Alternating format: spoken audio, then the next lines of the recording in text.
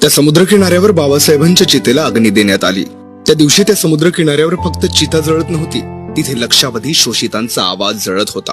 केवळ चंदनाची लाकडं जळत नव्हती, त्यात चंदनासम झिजलेला देह जळत होता रामजी सुभेदारांचा लाडका भिवा, ज्याने 7 नोव्हेंबर 1900 ला पहिल्यांदा शाळेत जाऊन शैक्षणिक क्रांतीला सुरुवात केली होती। तिथं जळत होता 32 पदव्यांचा पंडित, 9 भाषा जाणणारा भाषा तज्ञ, जळत होता देशाला रुपयाची समस्या सांगणारा महान अर्थतज्ञ, जळत होता बहिष्कृत भारतातला मुकनायक, जो या भारताला प्रबुद्ध करून गेला होता, जळत होता एक धुरंधर राजकारणी, सर्वोत्कृष्ट संसदपटू।